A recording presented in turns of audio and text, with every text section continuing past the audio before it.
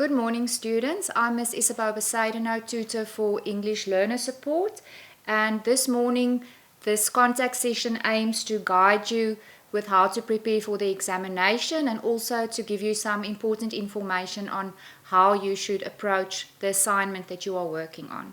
So without further ado, let's start and have a look at Module 1.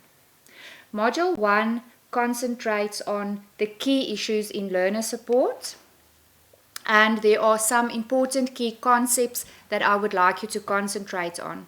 First of all, the concept of learner-centered education. As we know, this approach to education places the learner and their needs in the center of what they do in the classroom, rather of concentrating on what the teacher decides upon. It also comes from the belief that learning starts with finding out what the learner's existing knowledge, skills, and understanding of a topic is before we go ahead and we teach our planning. The next concept is inclusive education, something that is very relevant in this day and age. Inclusive education concentrates on removing the barriers to learning, as well as the right of every learner to receive a meaningful education in mainstream schools. In other words, it's based on an understanding that each and every learner has the right to be educated with everyone else. Then I'd also like to look at the term meta-memory. Now, meta-memory is something that helps learners to identify their specific individual profiles of memory strength and weaknesses. And of course, if a learner is able to do this, it can help him to deal with problems in the school setting. Because once you know where your weaknesses and your strengths are, you know how to develop and how to use this knowledge to understand what strategies you need to deal with different situations. The next very important part of Unit 1 is that you focus on what the difference is between extrinsic and intrinsic motivation.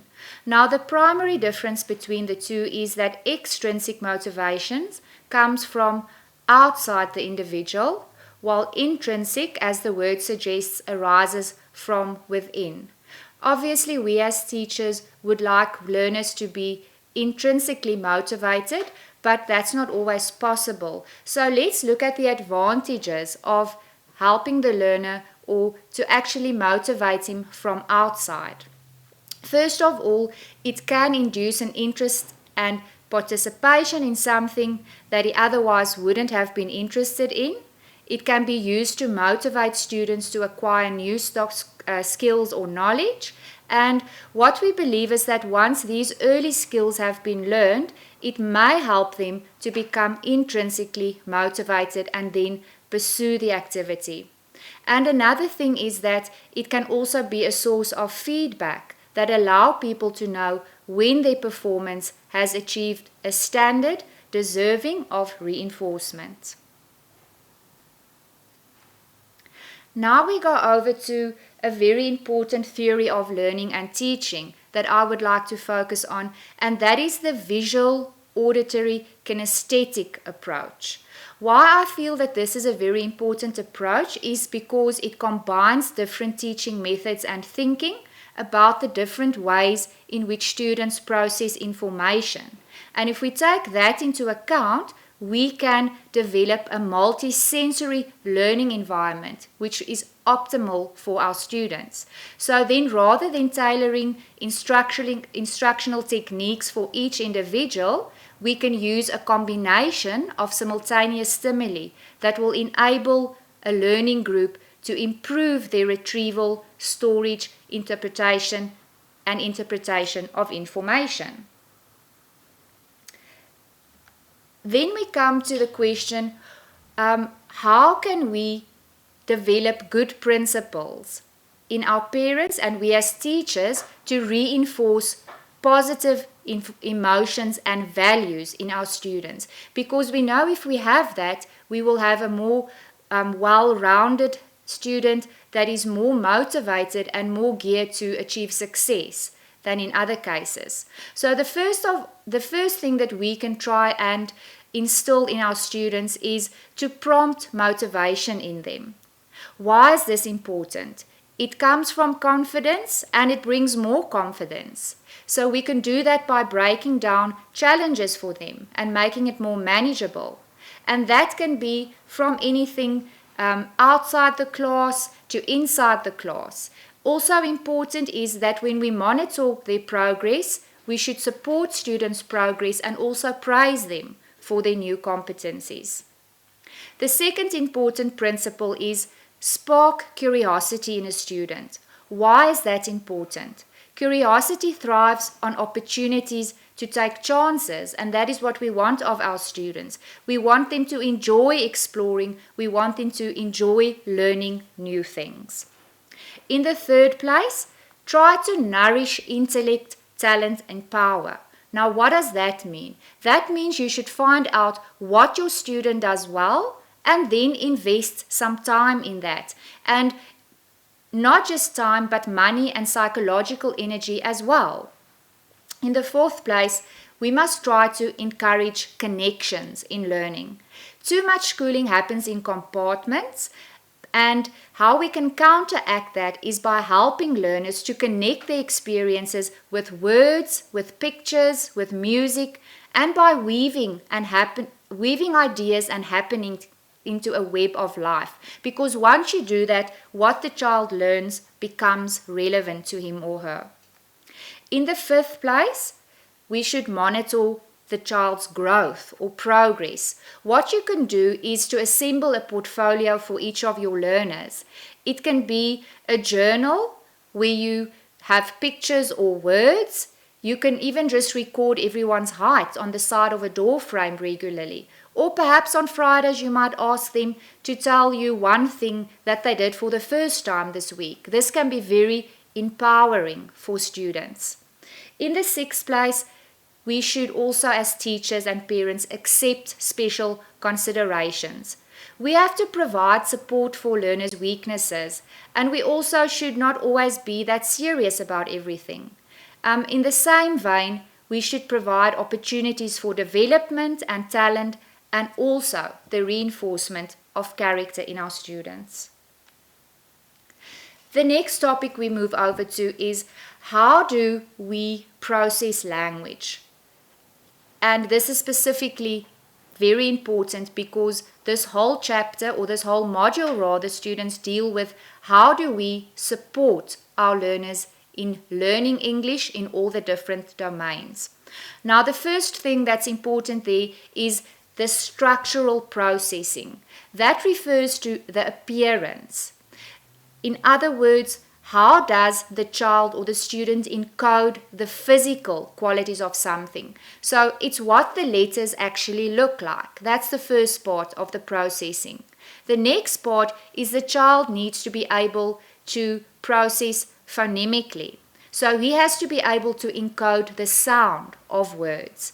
And then, last of all, very importantly, also semantic processing. In other words, after he's recognized the letters, he's encoded the sounds, he should now be able to make meaning of the words. And he should also be able to relate it to similar words with similar meaning.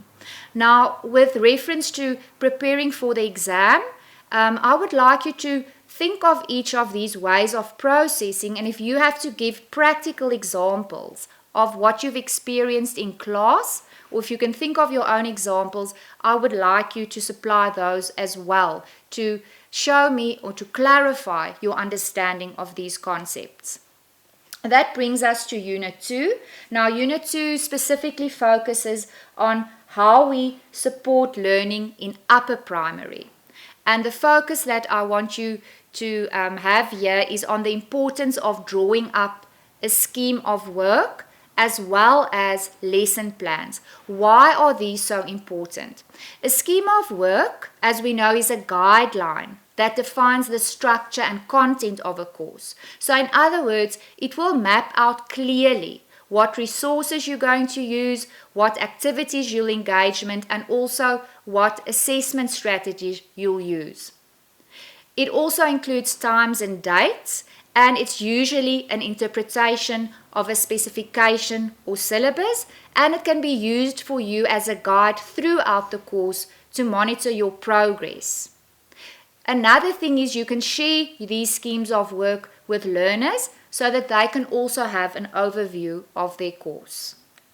Then if we come to lesson plans, what we see is they are usually your detailed account of what is covered in each lesson. And of course you get them from your scheme of work. It's necessary in effective teaching for the following reasons. It helps you as a teacher to focus clearly on the content you want to cover.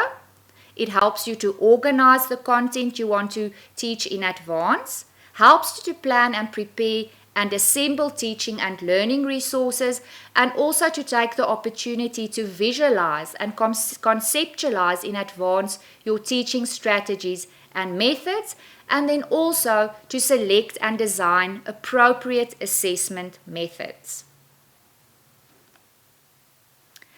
Our next topic. What are the advantages of the integrated skill approach to teach English as a second or a foreign language? Now, the integrated approach is contrasted with a segregated approach, which exposes English language to authentic language, and it challenges them to interact naturally in language. By doing this, your students will gain a true picture of the richness and the complexity of English as we use it in communication. It also stresses that English is not just for academic interest, but it's also a real way of interacting and sharing with other people. This approach allows teachers to track learners' progress in multiple skills at the same time, and by integrating the language skills, it also promotes the learning of real context. So now it's not just the dissection of language forms. Whether it's content-based or task-based language instruction or some hybrid form, it's very motivating for learners of all ages and backgrounds to use the integrated skill approach when you teach English. Now, furthermore, looking at how we teach English in the classroom, very shortly I would like you to consider this following overview, but you will obviously need to supplement it with more reading from your study guide. One of the methods that's popular or used to be more popular in the past was the grammar translation method, which concentrated on written literary texts, and it basically was about translating from English into your native language. Then there was also an approach called the direct method or natural method. So this approach focused on the everyday spoken language, and they believed learners learn by associating meaning directly in English. Then in the third place, there was the monolingual method. This worked by sentences and sound patterns, and listening and speaking drills and pattern practices that were done only in English. In the fourth place, there was also the cognitive code approach. The focus here was on grammar rules, and the English grammar rules were deduced and then understood in context. The fifth way was known as the silent way. Here the learner interaction was more important than the teacher interaction, and the teacher was simply silent and allowed the learners the awareness of how English works. Then there was another interesting approach known as Suggestopedia. It focused on using meaningful text and vocabulary in a relaxed atmosphere with music, and it encouraged the subliminal learning of English.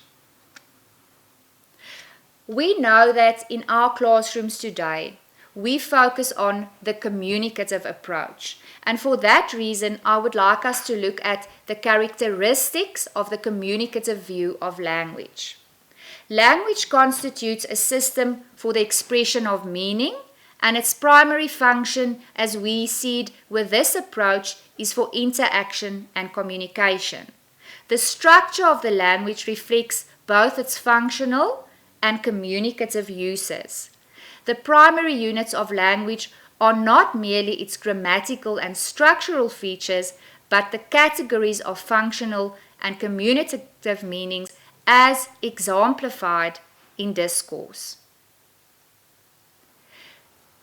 This goes hand in hand also with our learner-centered classroom, which is another approach that we currently support when we teach English. Why do we focus on a learner-centered classroom, not just of course in teaching English, but in our classrooms in general? By being learner-centered, you give your learners more responsibility to manage their own learning. It then takes the teacher to having a role as a facilitator and helping learners how to learn rather than just being a source of knowledge. It also motivates learners because it gives them a sense of control of their learning. We feel that in general teachers in the past made too many of their decisions about learning for their learners, and by now focusing on a learner-centered approach, we now allow learners to manage their learning, to take control of their learning, and also to take responsibility for what and how they learn. So, having said that, learners are then in a better position to decide what they learn and how they learn, and that of course will help them to be more motivated. If you're a learner-centered teacher, you will be motivated yourself to search out ethically responsible ways that you can share this power with your learners. So we do give learners some choice as well about what assignments, for instance, they would like to complete. We can also help them by saying, how do you see the classroom policies? Let's discuss it together. And you might even set your assignment deadlines with your learners.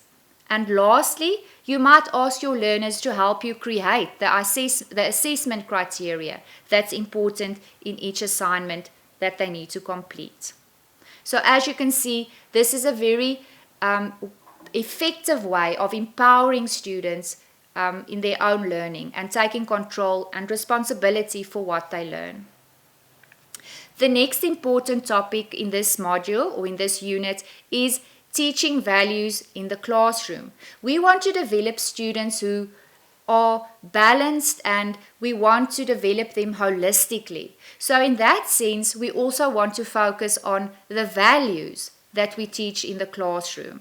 And why do we do that? We would like learners to develop a love of learning. We would like them to pursue excellence and high standards. We would like them to develop care and respect for themselves and others, to take pride in their work, to have a strong sense of fairness and social justice. And we would also like our learners to have respect for and understanding of Namibia's history, including the different cultures and the experiences of the different ethnic groups. And last but certainly not least, we would like our learners to one day be citizens that actively participate in society. That brings us to Unit 3. Now, Unit 3 is focused on how we support learning English, especially when we look at grammar. So in this specific unit, I would like you to really go and have a look at your lesson preparation. And you can expect to have to work out a comprehensive lesson plan. And for that, I would like you to refer to the lesson plan in Unit 3. There's a very good example. There are actually, throughout the guide, there are a few examples that you can have a look at. This is the template that I would like you to use. And you can expect to get a grammar topic, and then you would have to work out all the different components of the lesson plan, such as the objective, the competencies, and all that goes with it. So this is a self-study unit, and like I said, please concentrate on being able to work out a comprehensive lesson plan. And of course, we base this, as we said, on the prescriptions that you find in your syllabus. Unit 4. Now, Unit 4 has to do with specifically the different kinds of support that we provide learners in listening. And so for that, I first of all want us to have a look at the different purposes that we teach learners to listen, and also the kind of activities that you need to give learners when you foster a certain skill in listening. The first thing is they need to be able to listen for main ideas. In other words, they must be able to grasp the main points or the general information if they listen to something. So, reason for that being important is we know that our learners often get stuck on a detail, so it's very important that you teach them how to see the bigger picture. What we can maybe do in such a case is you might play an audio track and you may ask your students to summarize what they've understood after they've listened. We should also teach our learners to listen for detail. So here it's of course the opposite, or it's not like the first one where you ask them to listen for a general idea. Now we want them to be able to listen and understand specific information. So you want to help them to obtain detailed information that they need to listen for. So there's some suggested exercises. For example, you might play them an audio tape about a person's biography, and then ask different questions and ask them to jot down different dates or names, etc. In the third place, they should be able to listen for a sequence. So in other words, they will need to act on orders that they will need to follow, or they, for example, need to arrange things in the correct order or understand a sequence correctly. You might show them a video here that can be found online. Have them listen as they write a series of steps. That's a very good practice in this regard. In the fourth place, learners should also be able to listen for specific vocabulary. So here you'd like to teach new words or review vocabulary that you've taught previously. What you can do here is you might let them listen to a song that lists some of the words in a certain category, and you can let them listen and write these down. Or you can even just create a matching exercise where they need to tell you what the meaning of certain words are. In the fifth place, we also want them to listen for cultural interest. So here, if you take a carefully selected activity, you can teach learners about a specific holiday or perhaps a tradition that's popular in a certain culture, especially if you teach them about other cultures. So what can we do here? Once again, you can use an audio track, but of course you can use a video. There are so many wonderful videos that you can use, and you might ask them questions like, is that specific holiday celebrated in your country as well? If it's not, is it similar to anything you do? And in that way, it's really actually a fun way of teaching them to listen for and learn more about other cultures. Then in the sixth place, they should also be able to listen for attitude and opinions. Sometimes we have to listen for what somebody is really saying. So not just the actual words you hear, but what people actually mean. And that's where attitudes, opinions, and feelings come in. I think it's also something that you'll be more likely to do with your advanced learners, specifically when you ask them to distinguish between different attitudes and positions, or if you ask them to identify how a speaker feels. So there, for instance, you can let them listen to a conversation about a personal problem, and then they can comment on that. In the seventh place, you can ask learners to listen for functional language. Now what that means, it has to do with expressions learners use in different situations. For example, when they need to accept or decline an invitation, when they need to give advice, or when they need to make suggestions. So you want to show them how these expressions are used in a conversation. Once again, they can listen to a track, and then they can list down the different words and expressions that were used in a specific situation. That brings us to the end of the listening topic for specific purposes. And now another topic that deals with listening is how your communication could reflect your understanding of others' emotions. Specifically, I'm sure you've heard before that sometimes we have barriers that prevent us from really listening to what the other person is saying. And I want to have a look at a few of these. First of all, it can be stress or an out of control emotion. When you are stressed or you're emotionally overwhelmed, you are more likely to misread another person's communication, or you can even send confusing or off-putting nonverbal signals. So it can come from both sides. So what is advised in such a situation is that you rather take a moment to calm yourself down and then continue the conversation.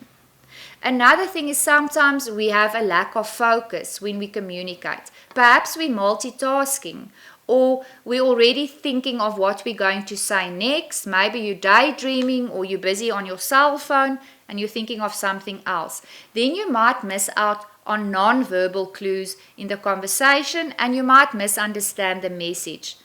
Therefore, it's very, very important that we stay focused on the moment-to-moment experiences.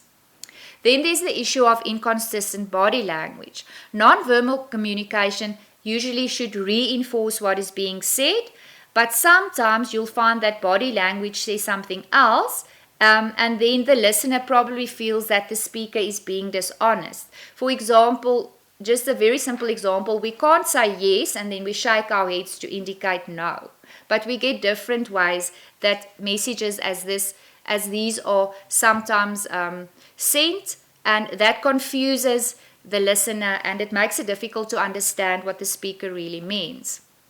So in other words, linking with that is you get negative body language. Sometimes if we disagree or we dislike what is being said, we may have negative language that rebuffs the other person's message. So for instance, you listen to somebody and then you cross your arms, or you just avoid eye contact, or you just start tapping your feet, which shows that you are feeling impatient. So what's important to remember here, we don't have to agree or even like what we hear. But if we want to communicate effectively without making the other person defensive, we have to avoid these negative signals. So in addition, you should also avoid being distracted by being critical or overcritical of the speaker.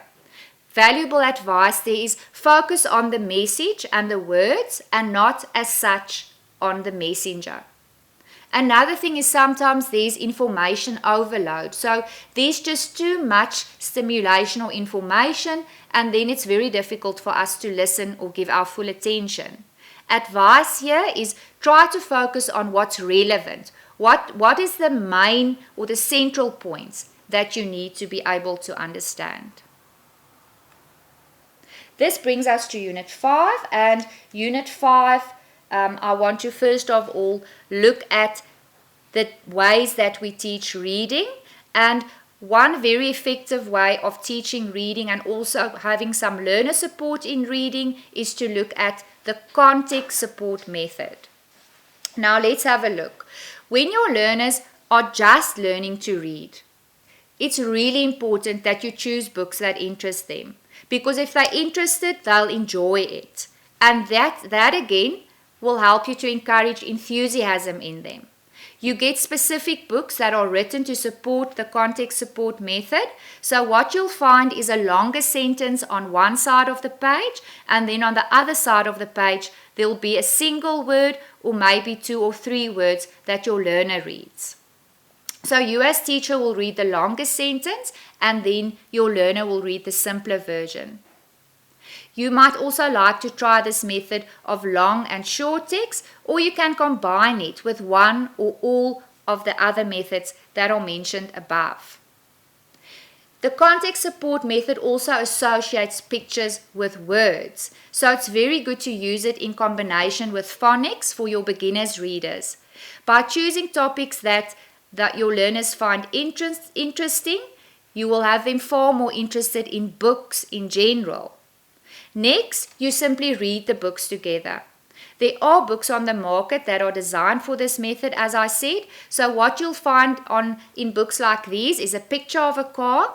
One side might simply say car, and then on the other hand it says the car is blue. In time, the learner will learn to recognize these words. And then once this happens, then you can start getting them to read longer sentences, the ones that you've been reading. Since the learner then knows how the story goes, so to speak, they will also learn to recognize the words in longer sentences. So this is really interesting and also a very effective way to teach beginners readers. Okay, now here's another way of teaching them, and I think we'll all have an opinion of which approach we favor. This is now the language experience approach. It's also very interesting to consider. What you do in this approach is you use the learner's own words to help them read. So what you can do, you draw a picture perhaps of Dad in the car. So there's this drawing, underneath it you write Dad is in the car. And then you start collecting drawings that the learner has made, and you write a short sentence under each of the drawings. So for example, if there's a picture of a playground, you can write, we went to the park or the playground. Picture of a cat, the cat sat on the mat, etc. And then when you've collected enough pictures, you can make a book for the student or the learner, and then they can read that again and again. You write underneath the drawing a description of what the learner gives you for the drawing, and we can think that if we do it this way, the learner's obviously going to remember it much better than if the sentences would come from the teacher. So first you write every word and every sentence for the learner. Slowly, the learner will begin to trace over the words you have written, and finally, he or she will be able to write these words and sentences all on their own. Some people use the method as a first approach to reading in order to help learners to understand that what they have drawn and what they have written is a form of communication between the learner and the teacher. This approach supports the learner's concept development and vocabulary growth, while it offers many opportunities for meaningful reading and writing activities through the use of the learner's personal experience as well as oral language. So it's also been found to be very effective. Okay, now each of us as English teachers, we would like our learners to become confident and successful readers. How are we going to achieve this? The first guideline there is help your learners to monitor their comprehension or understanding. Here you can use think alouds. So you model the practices of good readers and you make sure they understand what they're reading. You can provide systematic instruction in comprehension skills. How do you do that? You teach them to pick out main ideas, to recognize cause and effect, to summarize and to outline, and this will definitely support your learners learning in all the other classes as well. Thirdly, check for understanding. English language learners at this level may be able to decode text flawlessly, even though they have gaps in their vocabulary and their background knowledge, which will affect their comprehension. So what's good to do here is to use rich discussions and questions that require high-level thinking, and to make sure your learners understand what they read. You could also use outlines to scaffold comprehension. So what do you do here? You provide a simple outline of a reading assignment or an oral discussion in advance to help your learner to pick out the important information as they listen or read. So that really guides them in their understanding. Then you can also teach them how to use graphic organizers, because this allows them to organize information and ideas efficiently without the use of a lot of language, and these include Venn diagrams, KWL charts, story maps, cause and effect charts, as well as timelines. What else can we do? We can provide learners lots of different ways to show what they know. How do we do this? Drawings, graphs, interviews, posters, and portfolios are just a few ways that you can allow them to demonstrate their understanding as they begin to develop their reading and writing in English. You could also use high-low text to capture learners' interests. So what are these? Once again, there are specific books that are designed with older readers in mind. So it might be written on a beginning reading level and include topics and themes that appeal to older readers or adolescent readers. So it's your beginner, but you can't give them obviously the same kind of thing that would interest a small child. That being said, you should not hesitate to expose your learners to more challenging texts when it's appropriate. That was a mouthful. Now let's have a look. Why is reading so important, and especially intensive reading? What advantages do we see here? It's important, of course, that you understand what intensive reading is, and it is when the learner, for instance, is required to quickly go through a text and he or she has to find particular information. It's essentially reading in depth, and it's the kind of reading that the learner does in class. Intensive reading involves learners reading in detail, and they usually have specific learning aims and tasks when they read in this way. It's compared with extensive reading, and extensive reading is now totally different, as this type of reading you just want your student to enjoy and to develop general reading skills. The intensive reading technique is reading for a high degree of comprehension and retention over a long period of time, and an example is learners might read a short text and put events from it into chronological order. So you can see this focuses much more on the academic purpose of having readers be proficient in reading, as opposed to just relaxing and enjoying it in extensive reading.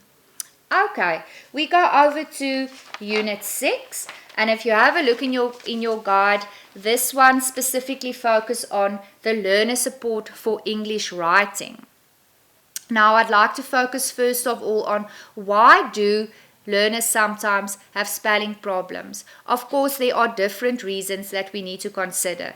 It might originate with language learning weaknesses, that it does not reflect a general visual memory problem, but a more specific problem with awareness of and memory for language structure, including the letters in words. We find that poor spellers typically have trouble analyzing sounds, syllables, and meaningful parts of words in both spoken language and written language. And then we might also find that they often have trouble learning other types of symbolic codes, such as math facts and math operation signs as well. It could also be in the early grade, the weaknesses in speech sound awareness might predict and will be closely associated with poor spelling. In the later grades, the difficulty understanding spelling rules, word structure, and letter patterns are the hallmarks. In the 7th place, the visual memory problems of poor spellers are specific to memory for letters and words. So a better term for poor spelling would be orthographic memory problems. And then in the last place, what you should also remember is that a person may be a very poor speller, but they might be a very good artist, navigator, or mechanic, because that kind of thinking or processing requires a different kind of visual memory. Now let's have a look at something that doesn't have to do with grammar, or doesn't have to do with reading or really understanding, but the physical part of helping a child that struggles with handwriting. There are different things that we can do in class, but it's always good if your parents can assist you at home. What they advise is try to make the practice fun. For instance, you can give them a special pencil or you can give them a rainbow of colored ones. Don't just give them words to copy, make it fun, give them some puzzles. You might play a game of hangman or ask them to brainstorm lists around a theme. You could also encourage drawing and puzzle games if you want them to develop the physical requirements of writing. So that's, for instance, how do you sit when you write? How do you hold the pencil, etc. You can spend more time on helping them to manipulate the objects, and that will eventually help them to become better writers. You could even teach them how to use silverware because that concentrates on developing fine motor skills. Another thing that's also valuable is you might try to pinpoint what the real problem is here.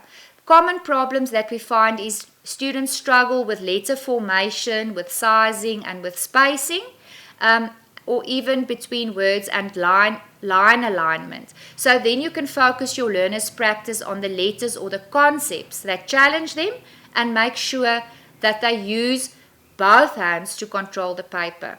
It's also very important that you provide them with the right tools. If learners struggle with a regular pencil, maybe try a smaller, a shorter or a kid-sized one.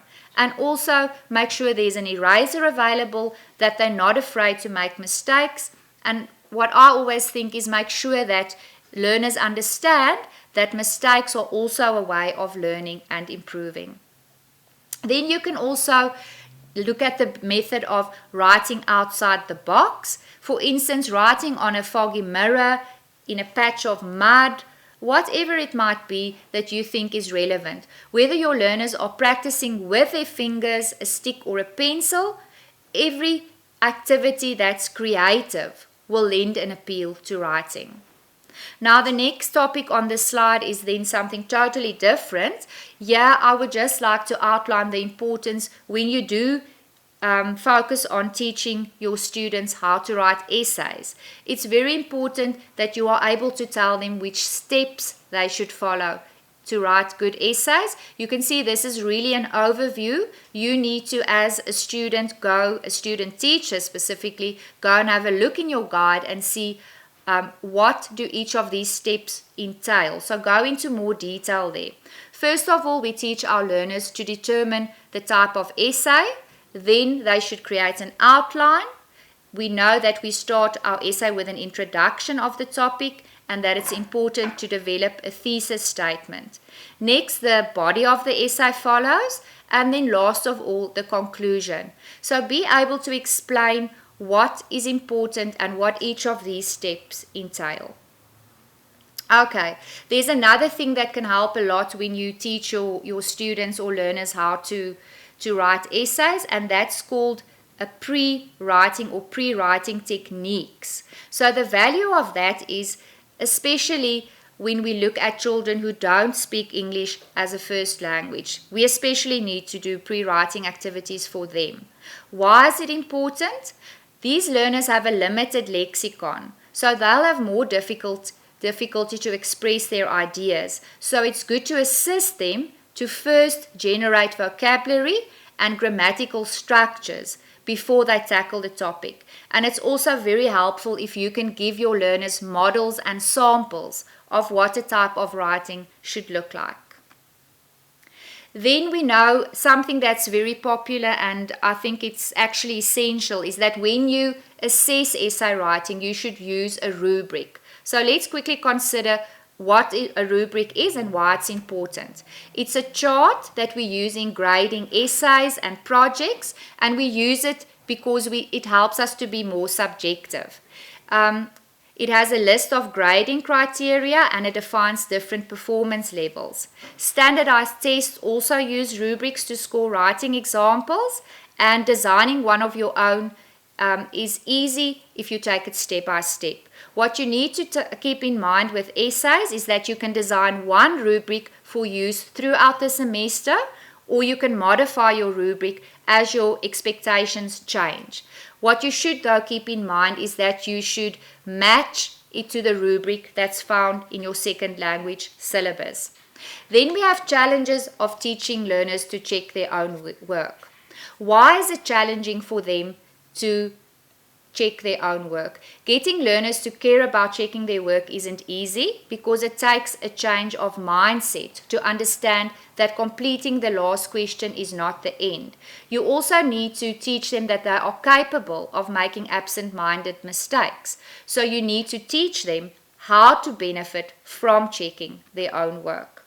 This brings us to Unit 7, and here I'm going to just briefly go over what you need to focus on. The general aims of teaching prose, what must you enable the learner to do? Please go over those very carefully and make sure you understand them. Also, focus on how class discussions might increase your learner's comprehension of prose, as well as which listening skills can be taught through literature. So you can consider the presentation and go and read a bit more on that. Also very important is consider the different literature-related lessons. For instance, the cultural model views as literary text as a product. The language model aims that need to be more learner-centered. Please read up on that. You need to, as a distance student, do some of your own self-studying and make sure you understand each of these concepts. There's also a model called the personal growth model, which is very important. It's a process-based approach and it tries to be more learner-centered. Then we also need to have a look at strategies that are developed when learners read extensively. There specifically, we touched on it previously in this presentation. Have a look at why and what the objectives of extensive reading are. We also want to focus on how speaking skills can be taught through literature. For instance, that it helps you improve pronunciation. You can look at elementary levels at giving learners short, simplified stories, and then so on. You can adjust it when you move to your advanced levels of teaching learners literature. Then we come to Unit 8. In Unit 8, I would like you to be able to focus specifically on poetry, setting up questions there which don't just test comprehension but also inference, that test review and discussion. And there you can expect to be provided with a specific poem, and then you will have to set the question and give a model answer. You can refer to Unit 8 for clear examples on the above. Also important in this specific module or this specific Unit 8 is the language model, which aims to be more learner-centered. Have a look at that in detail, summarize it for yourself, and make sure you understand each and everything there. The personal growth model, as I mentioned, please make sure you understand what it focuses on and why it's meaningful. That brings us to the very last unit, a very important unit as well. It is the role and importance of assessment in terms of education. I need you to be able to distinguish between assessment for learning, assessment as learning, as well as assessment of learning. These are vastly different concepts which students and teachers don't always understand. Make sure why we say it's important in teaching and what the role of each of these are. Okay, when you assess, there are different things that you need to consider. For instance, there should be a purpose in mind. It should be to support and improve the learner's learning. It should be embedded in the learning process and also interconnected with the curriculum and instruction. So have a look at the ins and outs of assessment in general and why it's valuable for us, not just for us, but also for the student as well as the parents. What do we learn from assessing our students? Part of assessment that I also find very interesting and meaningful to focus on is why and when we can give students multiple choice questions. In other words, why is it good to give multiple choice questions in some instances, and why is it sometimes not good to give them? Then, last but not least, I would like you to focus on how will you prepare your learners for a written exam. And in brief, I'm just going to go through an overview here. You need to teach them to plan well ahead. You can break up the material for them. You can get them involved in the planning process. You can teach them not to be scared. In other words, don't panic before an exam. You can raise their self-esteem by giving them regular praise, but it's important to not raise false hopes either. You can teach them that variety is the spice of life. In other words, help them to focus on their different learning styles. Teach them to use all available resources, to make use of technology, to learn from others in the class, never to forget the basics. In other words, look at the exam criteria and how you're going to be assessed. And then also, point number 12, to share the burden. Not to forget that they can set up activities in which they can explain the topics to other learners. As you can see, there are a legio of things that you can teach them. Going up from making them markers, teaching them the art of exams, up to involving your parents as well. Please read through this with attention and understanding and see that you really can use these things practically in your classroom. That brings us to the end of the presentation. I would like you to consider my contact details, and please, what I'd like to request is that you SMS me if you need assistance. I'm always there to help you, but maybe it's not at the exact time that you would like to talk to me. Therefore, I find it's very useful if you send me an SMS. Just use the code English41 and I'll make an arrangement with when I can call you back. Another friendly request is not to call on weekends unless it's really urgent or after 8 o'clock. Students, this is a very interesting, very challenging, but very, very useful module that you are busy with. I want to wish you all the best of luck, not just with writing this exam, but also with all your endeavors in the classroom. Thank you very much and goodbye.